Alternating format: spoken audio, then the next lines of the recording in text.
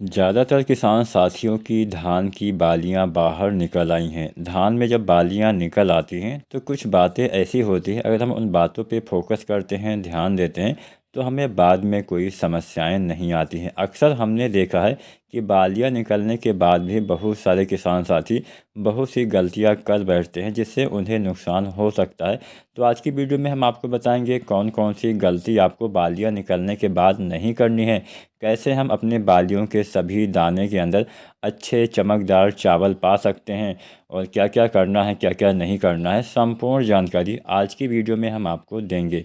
तो पूरा वीडियो ज़रूर देखिएगा। अगर आपकी बालियां नहीं भी निकली हैं तो आने वाले समय में बालियां निकल आएंगी, तो ये वीडियो आपके काम ज़रूर आएगी। वीडियो अगर आपको मेरी पसंद आती है तो अभी से लाइक कर दीजिएगा, और चैनल को सब्सक्राइब नहीं किया है तो SRJ खेती चैनल को सब्सक्राइब भी ज़रूर करें। तो चलिए जानते हैं कि बालियां पूरी तरह से बाहर निकल आई हैं, तो ऐसी अवस्था में क्या करना चाहिए। सबसे पहले कुछ सावधानियां जानेंगे।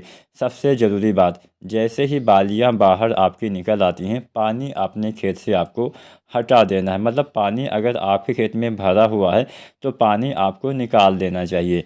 ऐसा नहीं कि पानी निकालने का मतलब यह बिल्कुल भी नहीं हुआ कि खेत में एकदम नमी आपको नहीं रखनी है, बस पानी भरा ना हो, इस बात का ध्यान रखिएगा।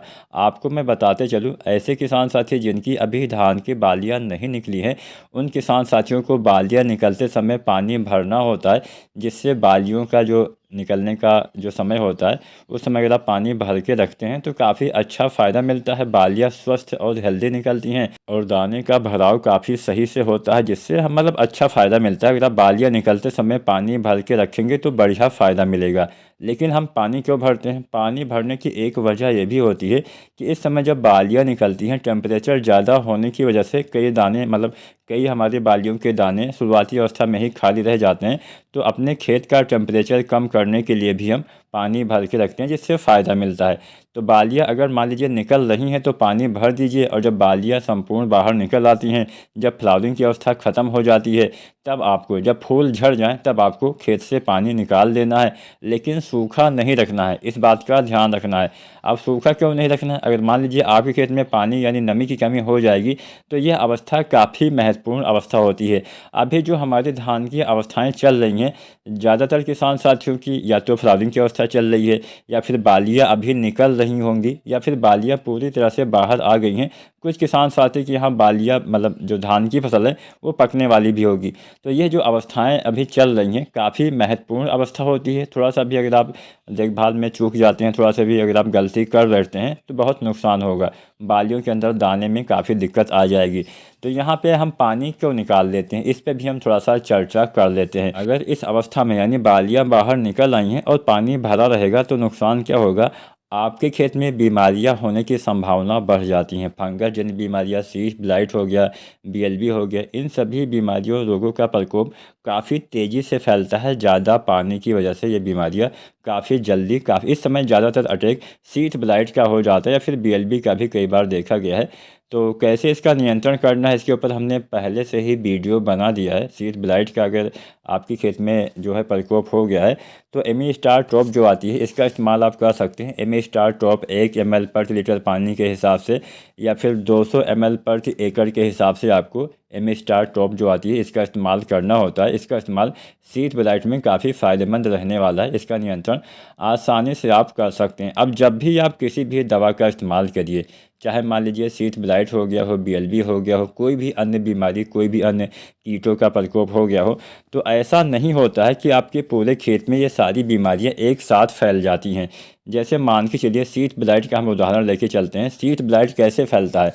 सीड ब्लाइट फैलने का मुख्य वजह होता है ज़्यादा मात्रा में आपने पानी भर के लगातार रखा है, या फिर आपने ज़्यादा यूरिया डाल के रखा है। तो इन दोनों से इस बीमारी का प्रकोप बढ़ता है। लेकिन जो फैलने का मुख्य कारण होता है वो होता है जो आपके खेत में मेड़ होती है, मेड़ पे जो घासें होती हैं, तो उन घासों में ये जो बीमारी के फंगस होते हैं, सीड ब्लाइट एक फंगस जनित बीमारी होती है। तो ये फंगस पे मतलब ये जो आपके मेड़ पे घासें होती हैं, खरपतवार जो होते हैं, वहाँ पे ये पनपती रहती हैं। जब आप धान की फसल लगाते हैं, जब ये अवस्था आती है इसके फैलने वाली, तब वहीं से ये बीमारी आपके खेत में फैल जाती है। अब ऐसा नहीं कि पूरे खेत में ये बीमारी एक साथ फैलेगी, कहीं ना कहीं इसके फैलने का एक शुरुआती स्थान होगा।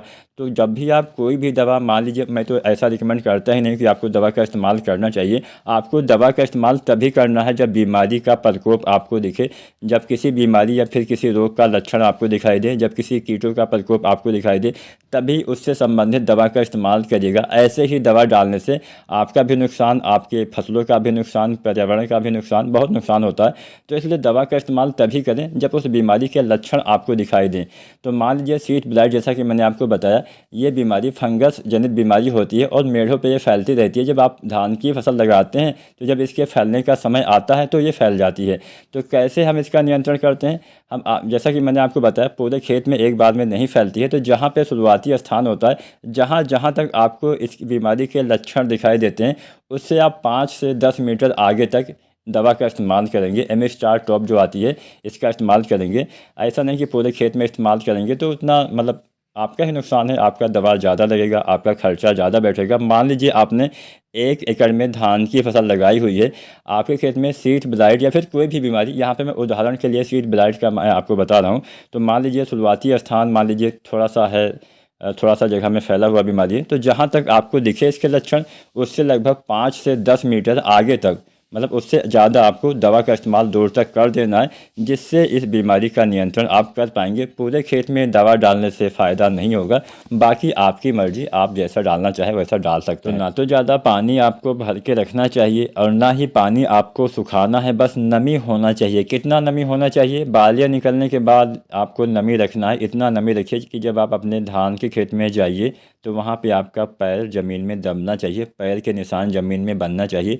इतना नमी आपको बना के मेंटेन करके अंत तक रखना पड़ेगा, जब तक आपके दाने पक नहीं जाते हैं तब तक, मतलब जब तक आपके दाने का रंग जो सुनहरा नहीं हो जाता है, उसके बाद आपको पानी बंद कर देना चाहिए। सुनहरा रंग होने के बाद हम सिंचाई बंद कर देते हैं, इस बात का भी ध्यान रखना है। तो ना तो ज़्यादा पानी भरिए, ना ही सूखा रखिए, नमी बना के रखिए। बालियाँ नहीं निकली हैं, बालियाँ निकल रही हैं तो आप पानी भरिए। और दाने जब फ्लावरिंग की अवस्था आती है, तो फ्लावरिंग की अवस्था के बाद जब फूल आपके झड़ जाते हैं, तब आपको पानी जो होता है निकाल देना होता है। इसके साथ साथ क्या करना चाहिए? अब यहाँ पे हम एक गलती और करते हैं। जब हमारे धान की फसल में फ्लावरिंग की अवस्था आती है, तो जब फूल आते हैं, फूल आने समय हमें बहुत सावधानी बरतनी होती है। फूल आते समय भी बहुत, मान लीजिए कई बार बीमारी का अटैक फूल आते समय वाली अवस्था में हो गया, तो हम दवाओं का तो इस्तेमाल करेंगे ही करेंगे, लेकिन कोशिश करिए ना करिए। लेकिन अगर मान लीजिए ज़्यादा नुकसान होता है, तब तो आपको इस्तेमाल करना ही पड़ेगा। तो अगर मान लीजिए फ्लावरिंग की अवस्था में कुछ भी चीज़ आपको छिड़काव करना होता है, नुकसान क्या होता है? मान लीजिए कुछ भी आप छिड़काव करते हैं, तो जो पॉलिनेशन होती है, परागण होती है, सही से नहीं हो पाती है। परागण सही से ना होने की वजह से आपके दाने खाली रहने की संभावना बढ़ जाती है। अब दिन के समय आपको दवा भूल कर भी नहीं डालना है। मान लीजिए कोई बीमारी का अटैक हो भी गया है और आपको दवा का इस्तेमाल करना भी पड़ ही रहा है, तो आपको शाम के समय 4-5 बजे के बाद ही किसी भी दवा का इस्तेमाल करना है। दिन के समय आपके जो धान के छिलके होते हैं, उसका मुंह खुला हुआ होता है, तो जो प्रक्रिया होती है, जो पोलिनेशन वाली प्रक्रिया चल रही होती है, इस समय मान लीजिए मुंह खुला है, कुछ भी आप डालेंगे प्रेशर से उसके अंदर जाएगा, जिससे ये जो पोलिनेशन वाली प्रक्रिया है बाधित होती है, जिससे क्या होता है कि आपके दाने खाली रह जाते हैं। जहाँ पे भी पड़ेगा वो दाना खाली रह जाएगा। तो ये समस्या हो सकती है, दाने खाली रहने वाली समस्या, अगर आप फ्लावरिंग की अवस्था में कुछ भी छिड़काव करते हैं तो हो सकती है। तो इसलिए आपको इस अवस्था में वैसे तो कुछ भी नहीं डालना चाहिए।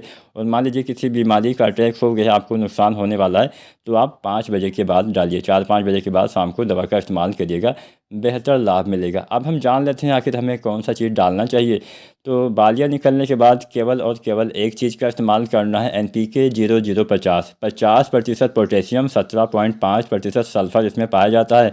इसके इस्तेमाल से सभी दाने का भराव बहुत ही बेहतर तरीके से होता है।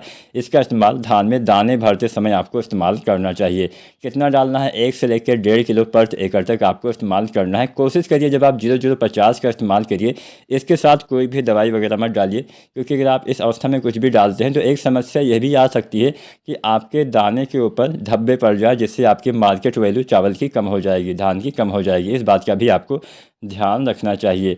और दाना जब सुनहरा होने लगे तब आपको पानी बंद कर देना चाहिए। अगर आप इन छोटी छोटी बातों का ध्यान रखते हैं, बहुत ही बढ़िया फ़ायदा मिलेगा। अब अच्छे दाने के भराव के लिए मान लीजिए ऐसे किसान साथी जिनकी अभी बालियाँ नहीं निकली हैं, ऐसे किसान साथी को 2 चीज़ों का इस्तेमाल करना है। पहला तो डालना है NPK 05234। इसके इस्तेमाल से बालियाँ बहुत अच्छी निकलती है, हेल्दी निकलती है। इसके साथ में डालिए आप बोरोन। बोरोन की कमी की वजह से भी कई बार दाने खाली रह जाते हैं, क्योंकि पोलिनेशन सही से नहीं होता है। पराग नली का निर्माण बोरोन से होता है। बोरोन आपके पौधे में सभी भागों तक सभी तत्वों को पहुंचाने का काम भी करता है, अर्थात आपके जड़ें जो भी अवशोषित करती हैं, मान लीजिए कोई आपने खाद डाला तो जड़ के द्वारा ही तो आपके पौधे में पहुंचेगा, खाद हो गया, पानी हो गया, तो इन सभी चीज़ों को पौधे के सभी भागों तक पहुंचाने का काम बोरोन का होता है।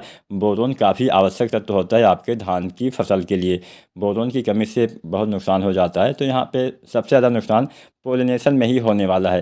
तो यहाँ पे बोरोन जो आता है 20% वाला, लगभग 100 से 125 ग्राम, साथ में NPK 05234 1 से 1.5 किलो। बालियाँ नहीं निकली हैं, बालियाँ निकलने से पहले इस्तेमाल करना है। बालियाँ आने के बाद 0050 का इस्तेमाल करिएगा। पानी पे ध्यान देना है, नमी पे ध्यान देना है, ज़्यादा पानी भर के नहीं रखना है। और जो भी बीमारी लगे उसका तुरंत ही आपको, मतलब बहुत जल्दी से जल्दी उसका आपको उससे संबंधित दवाओं का इस्तेमाल कर देना है, जिससे बीमारी पूरे खेत में ना फैल सके। इसके लिए खेत की निगरानी भी आपको करते रहना पड़ेगा।